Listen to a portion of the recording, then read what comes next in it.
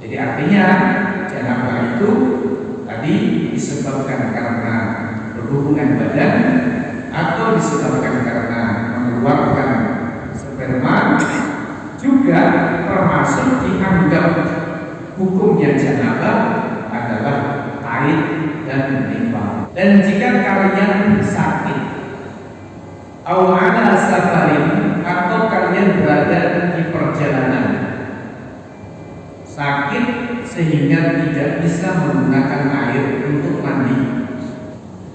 Assalamualaikum warahmatullahi wabarakatuh. Alhamdulillahirabbil alamin. Wa bihi nasta'inu ala umuri dunya waddin. Wassalatu wassalamu ala asyrafil anbiya'i wa sayyidil mursalin. Sayyidina wa maulana wa habibina wa syafi'ina wa qurrata Muhammadin wa ala alihi wa ashabihi wa tabi'ina bi ihsan ila yaumil amma ba'd. Kaum muslimin jemaah, bapak-bapak, ibu-ibu, hadirin sekalian yang dirahmati rahimakumullah. Alhamdulillah, puji dan syukur kehadirat Allah Subhanahu wa taala. Pada malam hari ini kita kembali bergerak dalam nama Allah. Diberikan kesempatan dan diberikan kesehatan sehingga malam hari ini kita kembali bersama-sama mengkaji ayat-ayat Allah Subhanahu wa taala, mengkaji tafsir Al-Qur'an Al-Karim. Yang pada malam hari ini insyaallah kita masih melanjutkan ayat yang ke-43 dari Quran surat An-Nisa. A'udzu billahi minasy syaithanir rajim. Bismillahirrahmanirrahim.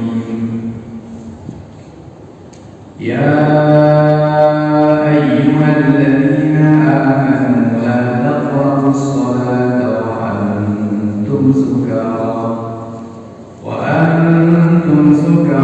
hatta ta'lamu ma taquluna wa la junuban illa 'abiri sabilin hatta taghtasilu wa in kuntum marḍā aw 'alā safarin aw jaa'a ahadun minkum minal ghā'iti aw lamastum an-nisā'a falam tajidū mā'an fatayammamu sa'idan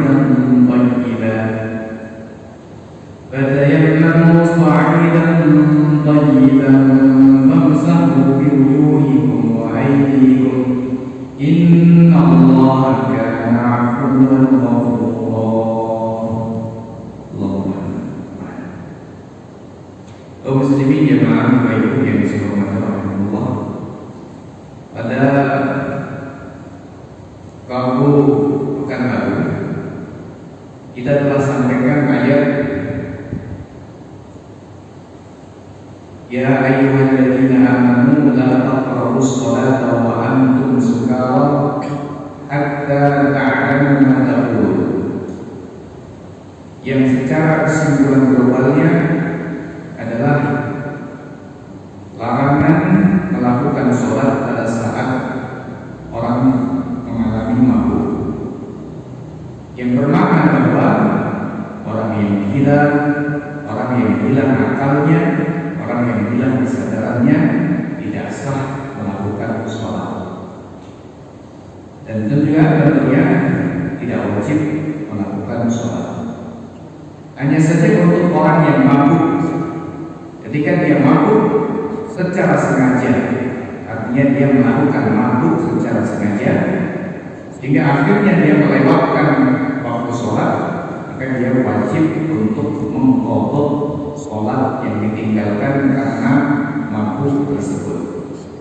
Sedangkan orang yang hilang akalnya karena gila atau karena misalnya dalam pengaruh minuman yang dia tidak tahu kalau itu adalah minuman keras atau minuman khamr atau dalam pengaruh obat di mana dia tidak sadar, tidak paham bahwa obat tersebut merupakan obat yang bisa menghilangkan kesadarannya, maka ketika dia hilang kesadaran dan tidak melakukan sholat pada waktu-waktu di mana dia hilang kesadaran, tidak ada kewajiban untuk mengqadha atau mengganti sholat yang ditinggalkan. Nah, kaum muslimin jamaah Bapak Ibu yang saya hormati, pada Rabu yang lalu juga saya sampaikan bahwa ayat la taqrabus sholata wa antum sukara hatta ta'lamu ma taquluna juga bermakna bahwa di dalam sholat kita diharuskan, diwajibkan menghadirkan diri kita di dalam sholat, sehingga dicela oleh Allah Subhanahu wa taala ketika kita fisiknya sholat, badannya sholat, akan tetapi hatinya tidak konsentrasi melakukan sholat, hatinya memikirkan berbagai hal, hatinya tidak menghadirkan apa yang dibaca, apa yang diucapkan di dalam sholatnya. Kesimpulannya, ayat tersebut memerintahkan kita untuk khusyuk di dalam sholat kita, memahami apa yang kita baca, merenungi apa yang kita baca di dalam sholat kita. Kaum muslimin jamaah Bapak Ibu yang saya hormati Allah. Nah, malam hari ini akan kita lanjutkan ayat 43 dari Quran surat An-Nisa, yakni pada firman Allah Subhanahu wa taala, wala junuban illa 'abiri sabilin hatta taghtasil. Wala junuban, dan janganlah kalian mendekati sholat.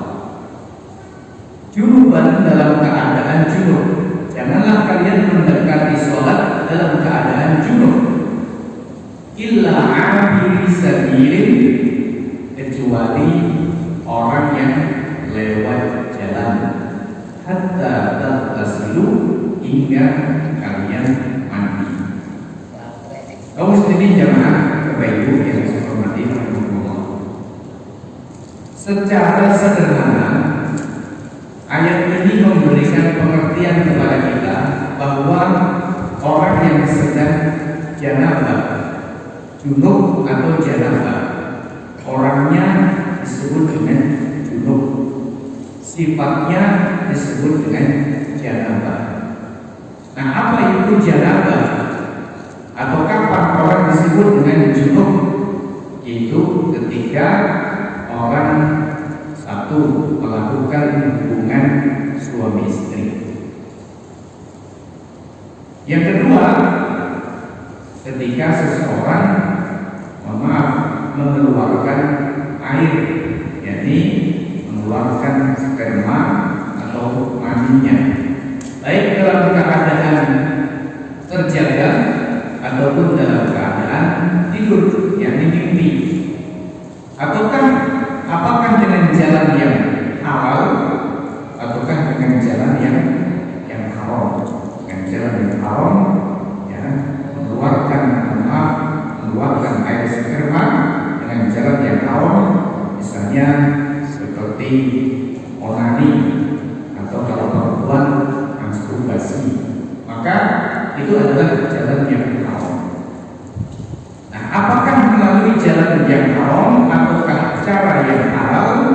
Apakah dalam keadaan tidur, yang mimpi, atau dalam keadaan terjaga?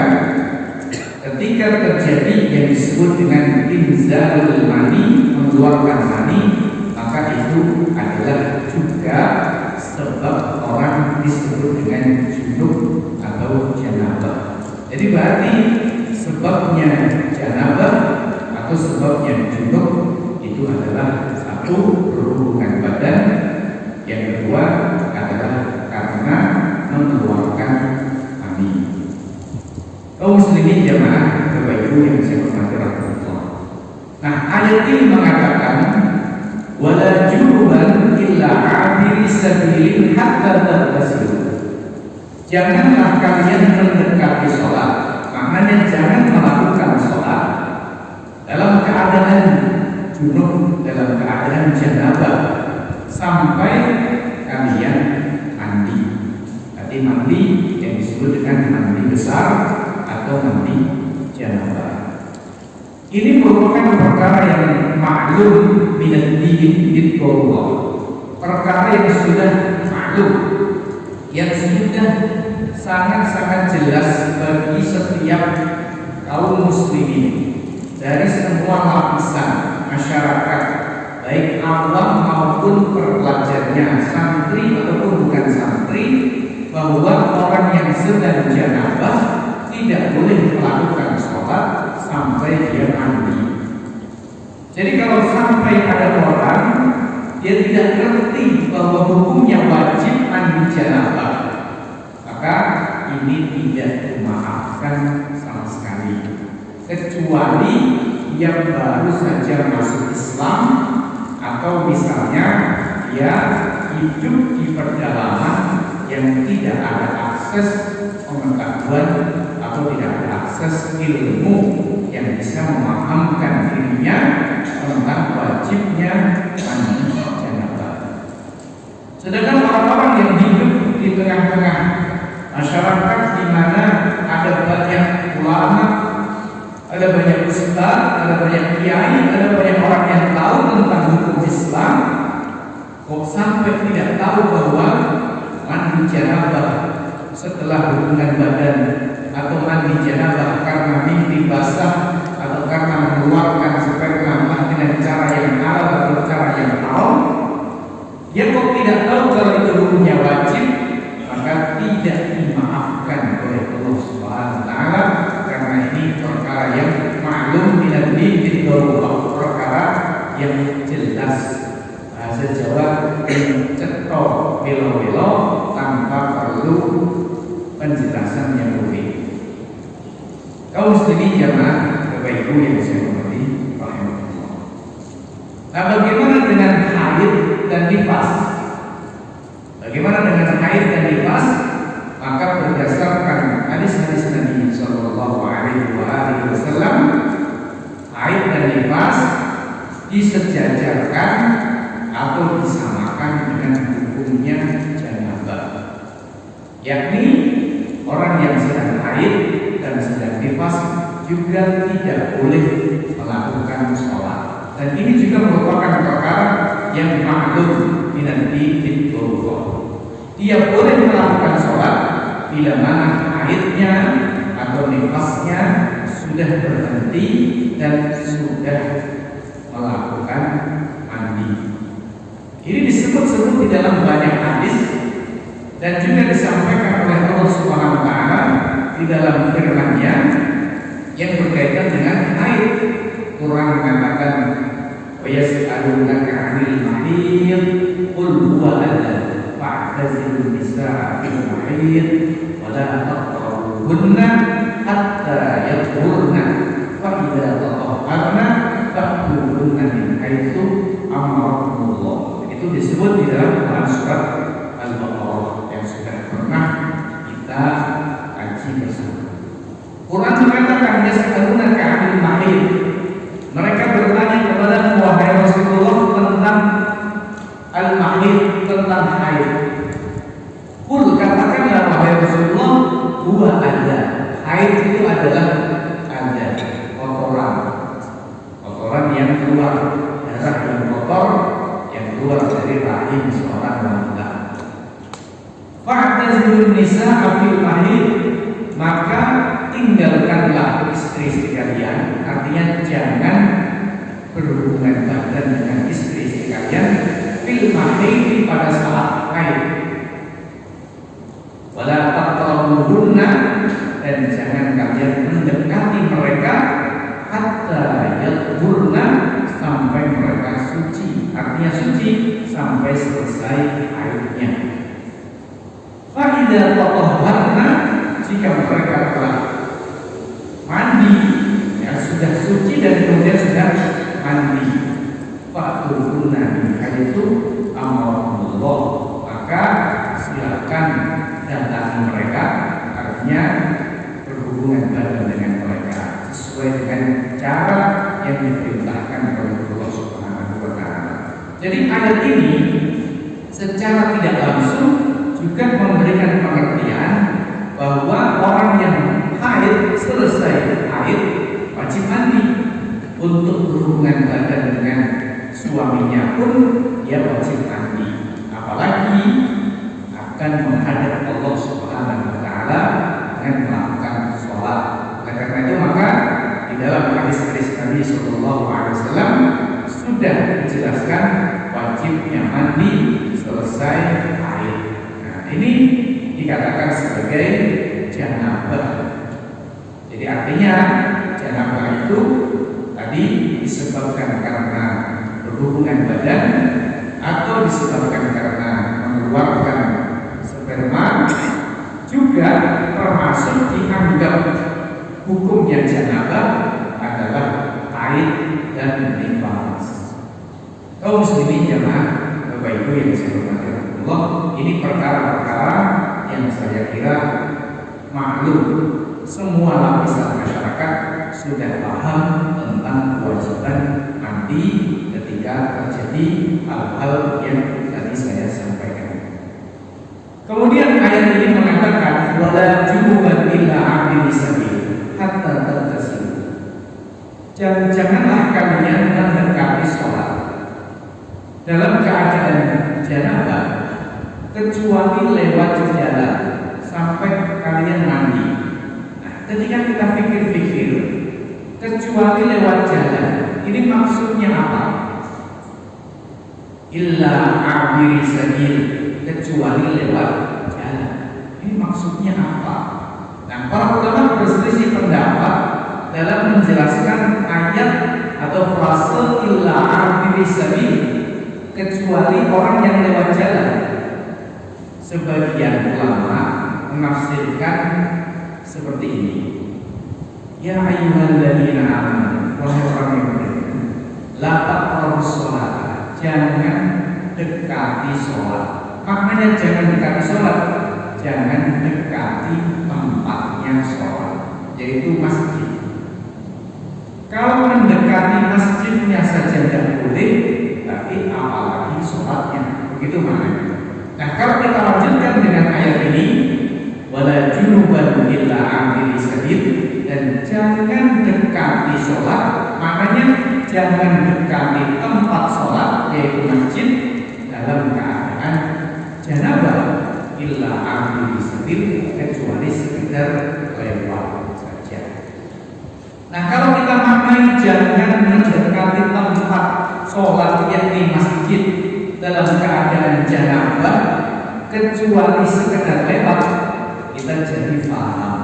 Oh, berarti maknanya ayat ini selain melarang kita melakukan sholat dalam keadaan janabah, juga bermakna melarang orang yang sedang junub masuk dan berdiam diri di masjid.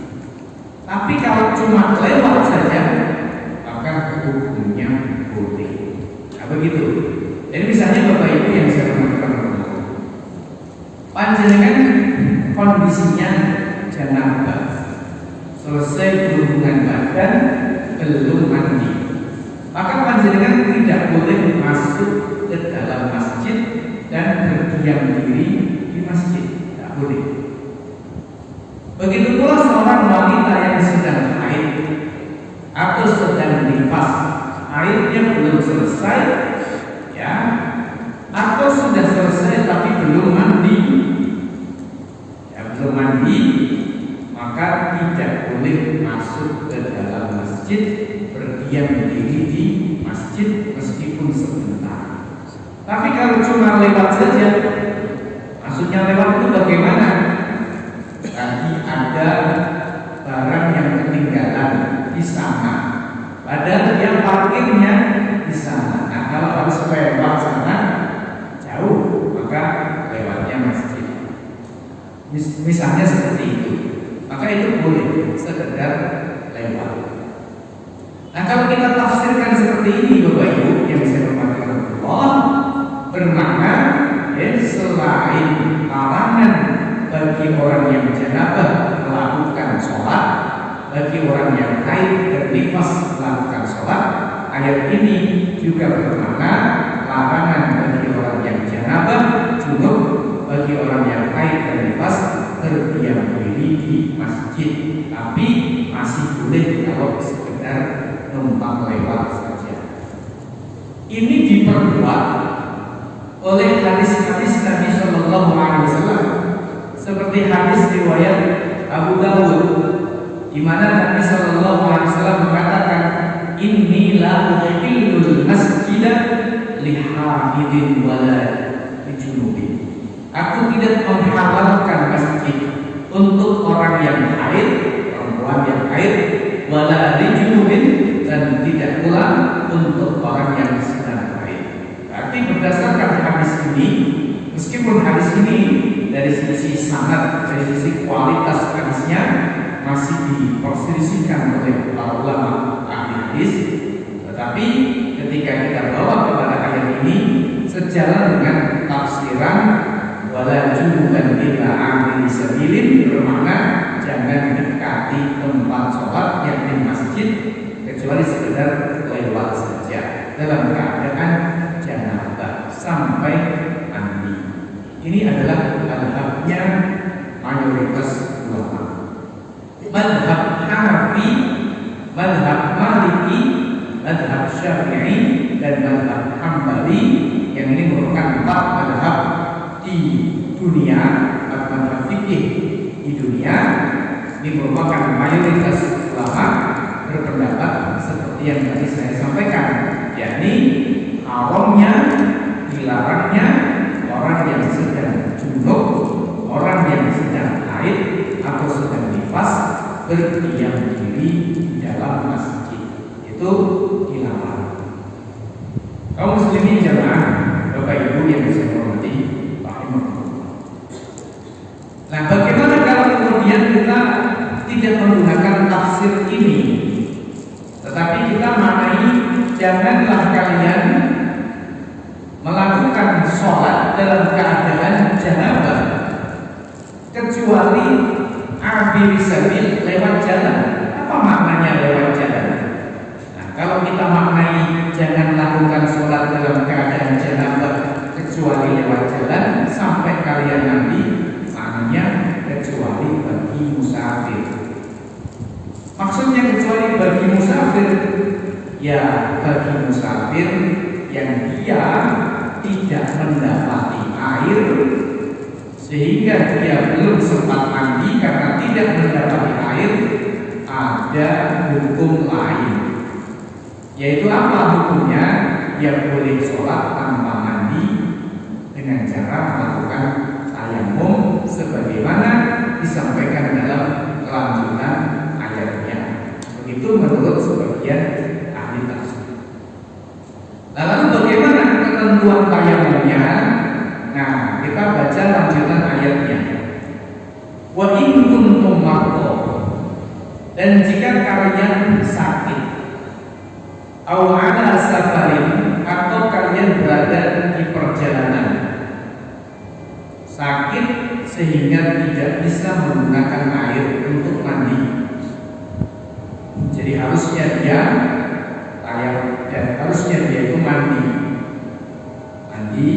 Tapi karena dia sakit tidak bisa mandi. Kalau sakit dia, kalau mandi dia bisa mati misalnya, atau bisa memperparah sakitnya, atau bisa menyebabkan ya sakit yang berkepanjangan, maka dia boleh melakukan bukan mandi tetapi tayamum.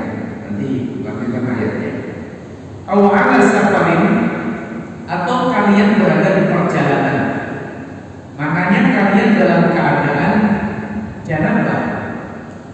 Sementara kalian berada di perjalanan, dulu zaman dulu orang yang berada di dalam perjalanan ini sulit mendapatkan air, khususnya di tanah Arab pada zaman dulu. Mereka hanya membawa persediaan air untuk minum saja. Tentu kalau sekarang tidak ada seperti itu. Kita perjalanan sekarang di mana saja ada air, ya.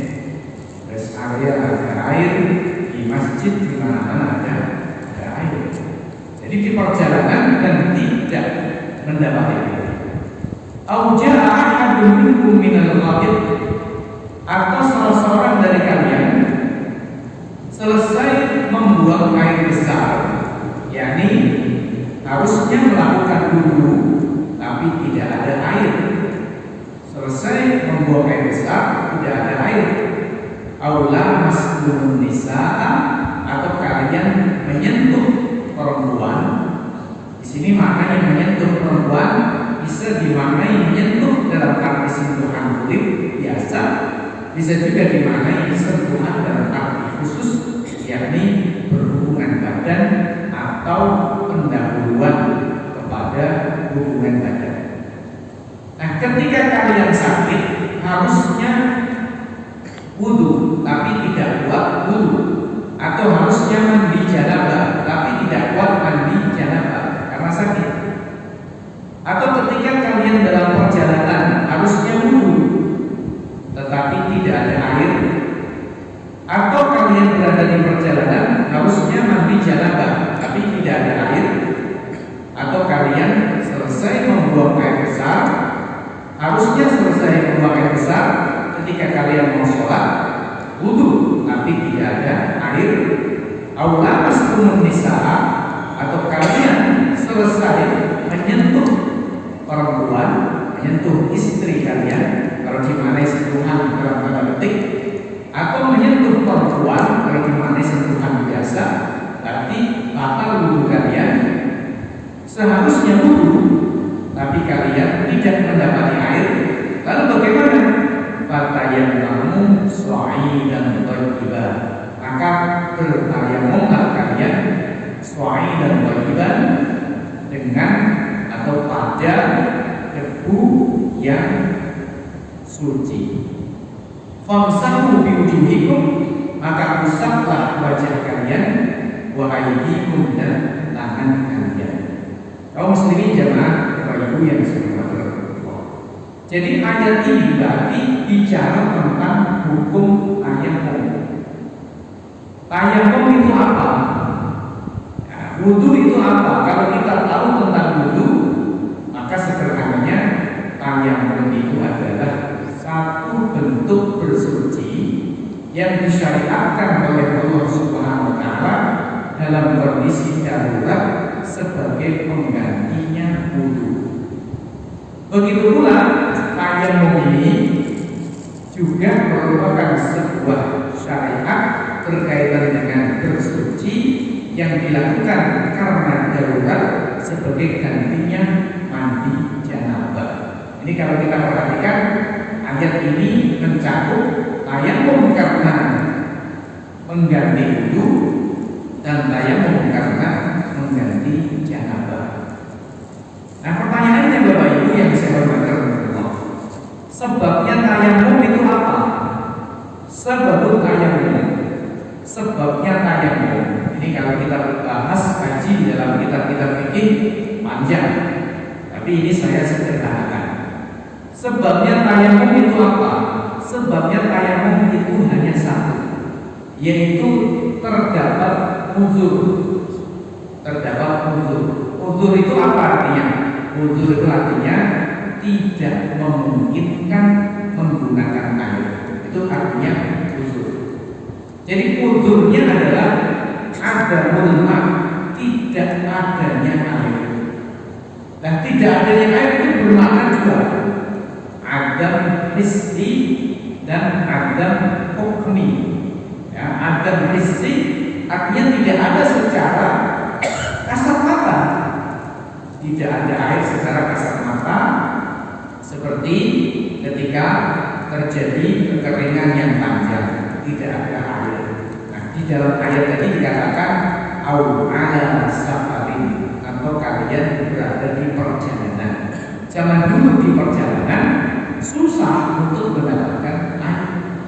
Nah, ini berarti maknanya ada ulama hissinya, tidak ada air secara hissi, secara kasat mata tidak ada air. Yang kedua adalah ada ulama hukminya, tidak adanya air secara hukmi. Secara hukmi itu artinya airnya ada, air ada, melimpah di mana-mana ada, tapi kondisinya secara hukum fikih tidak mungkin menggunakan air tersebut. Kenapa? Karena sakit. Kalau pakai air tersebut bisa mati atau berbahaya, menyebabkan sakitnya semakin parah. Menurut dokter, bukan karangan sendiri, ya. Menurut dokter yang bisa dipercaya. Kadang-kadang dokter itu cuma meden-medeni, tapi ini dokter yang benar-benar bisa dipercaya. Nah, kalau menurut dokter yang ahli bisa dipercaya, ketika dia menggunakan air entah untuk wudu atau entah untuk mandi janabah, ternyata akan membahayakan dirinya, maka boleh melakukan tayamum. Sebagaimana boleh melakukan tayamum ketika tidak ada air secara hissi, secara kasat mata. Kasusnya aneh, tidak ada air. Nah, ini sebab dari tayamum, yaitu ada rumah, tidak adanya air, baik secara hissan maupun secara hukman. Nah, Bapak Ibu yang saya hormati, kalau kita rinci, tidak ada air secara hissan, secara nyata, yaitu bisa banyak kasus. Kasus tadi ya, kekeringan, itu tidak ada air secara nyata. Atau kasus di mana ya orang melakukan perjalanan pada zaman dulu ya, yang mana sebenarnya tidak sedang kondisi kekeringan, tapi karena dia melewati jalur-jalur yang tidak berair, maka dia tidak mendapatkan air zaman dulu misalnya. Ini namanya tidak ada air secara hissan. Sedangkan tidak ada air secara hukman, secara hukumnya tidak ada air, maka dia bisa karena sakit yang tidak memungkinkan untuk menggunakan air, atau dalam kondisi sangat dingin sekali. Ketika dia memakai air, dia bisa pingsan karena saking dinginnya, bisa hampir mati, kira-kira seperti itu karena saking dinginnya. Maka dibolehkan untuk tayamum. Ini benar-benar dingin ya, sampai kalau dia pakai membahayakan nyawanya, bukan sekedar alas-alasan. Nggak boleh sekedar males ya, alas-alasan dingin terus tayamum, maka tidak boleh. Nah, Bapak Ibu yang saya hormati Allah, jadi itu sebab tayamum. Ketika kita perhatikan ayat tadi, Allah menyebut kalian sakit, kalian perjalanan, kalian habis BAB atau buang besar, kalian menyentuh perempuan. Maka kalau kita ekspor ayat ini, berarti berbicara apa yang bisa dilakukan, apa yang bisa dilakukan ya, untuk tayamum, apa yang bisa dilakukan dengan tayamum sebagai gantinya apa? Maka jawabannya sebagai gantinya wudu dan juga sebagai gantinya mandi janabah. Sebagai gantinya wudu disebutkan di dalam ayat yang lain, yaitu Quran surat Al-Maidah. Di sana disampaikan tentang tayamum sebagai gantinya wudu. Sedangkan tentang janabah secara tidak langsung di dalam ayat ini disampaikan tentang gantinya janabah, gantinya mandi janabah. Di dalam sebuah hadis ada seorang sahabat namanya Ammar bin Yasir. Di sebuah perjalanan di mana mereka tidak mendapati air, Ammar bin Yasir ini, mohon maaf, mimpi basah. Pagi-pagi ketika mau sholat subuh tidak mendapati air untuk mandi. Akhirnya dia bergulung-gulung di pasir sebagai gantinya mandi. Kemudian oleh Rasulullah SAW diberitahukan tayamum itu gak begitu aman. Tapi apa? Innama yakfika, ya, cukup bagimu wahai Ammar, antam sahawajaka wa kafai. Cukup kamu usap wajahmu dan kamu usap tanganmu saja. Tidak perlu bergulung-gulung di tanah atau di pasir. Maka ayatnya mengatakan famsahu wujuhikum, usaplah wajah kalian, wahaikum, dan tangan kalian.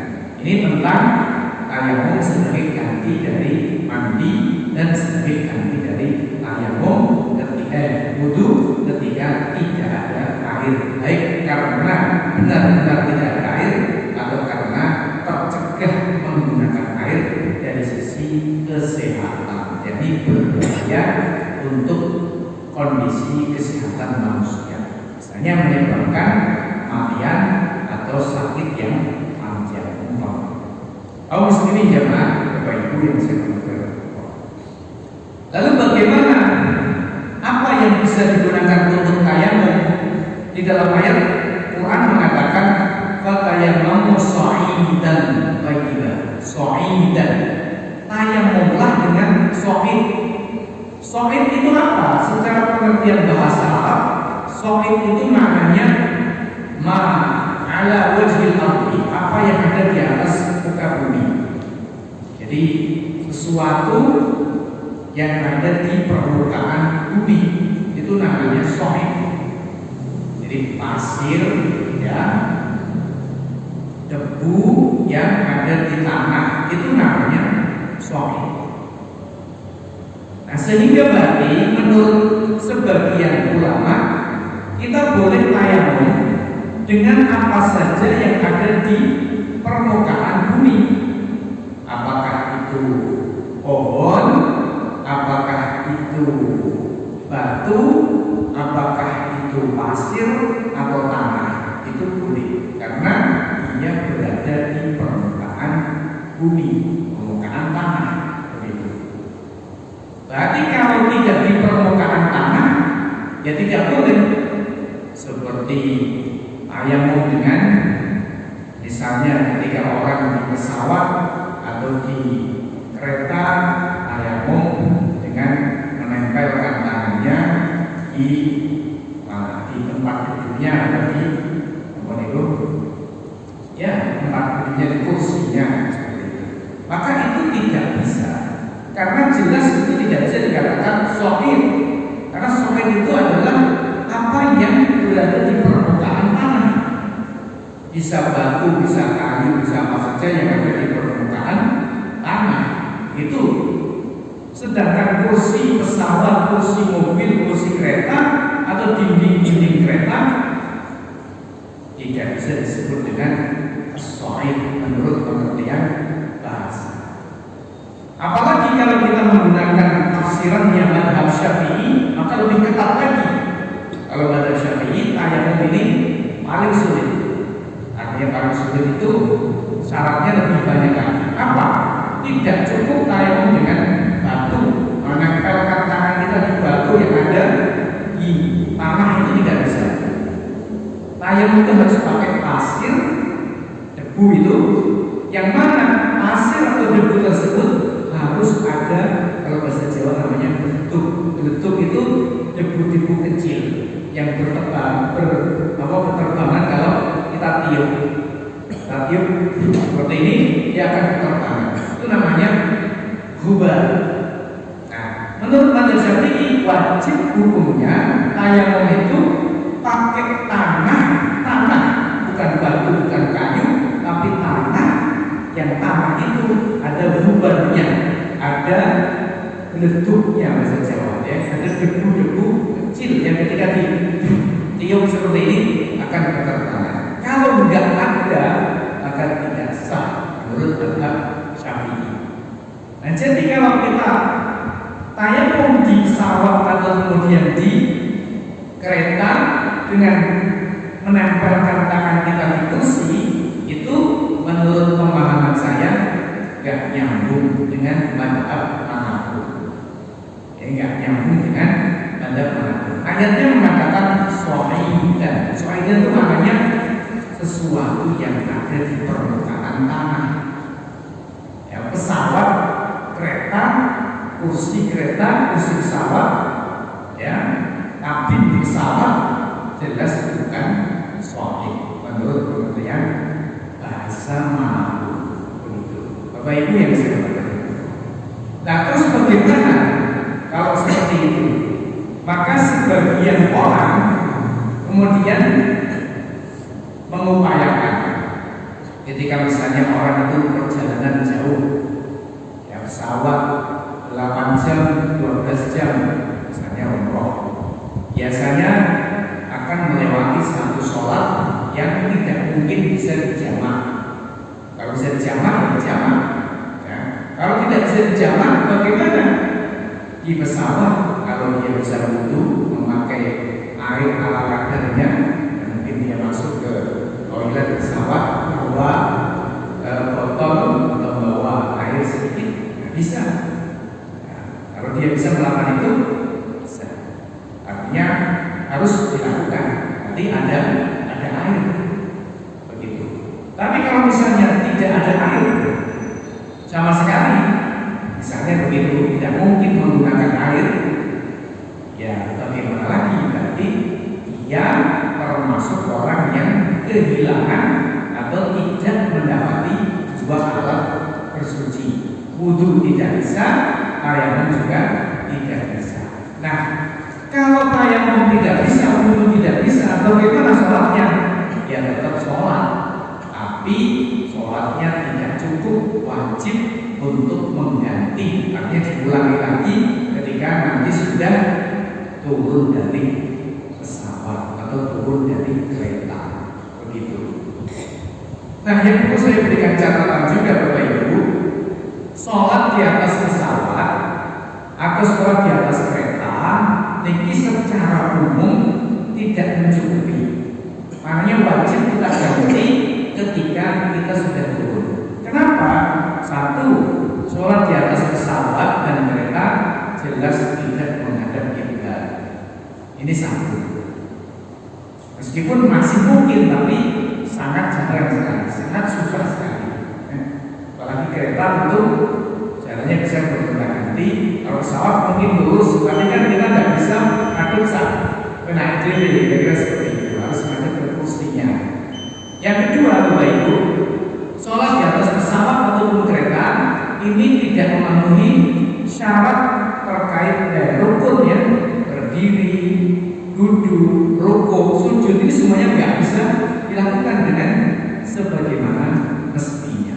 Maka sholat di atas pesawat ataupun kereta itu dilakukan dalam rangka hanya sebagai bentuk pelaksanaan sholat di dalam waktunya, disebut dengan sholat lihurmatil waktu, sholat karena menghormati waktu. Tapi nanti kalau sudah turun, kita wajib mengulangi lagi sholat yang kita kerjakan di atas pesawat dengan cara sekedar duduk seperti itu. Nah, demikian kaum muslimin, karena sudah ada isya, insya Allah sampai di sini dulu. Kurang lebihnya saya maaf yang sebesar-besarnya. Insya Allah masih akan kita sampaikan ayat 43 ini belum selesai, beberapa bagian yang saya uraikan.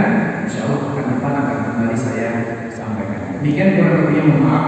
Kita akhiri. Subhanallah wa bihamdika, asyhadu an la ilaha illa anta, astaghfiruka wa atubu ilaik. Assalamualaikum warahmatullahi wabarakatuh.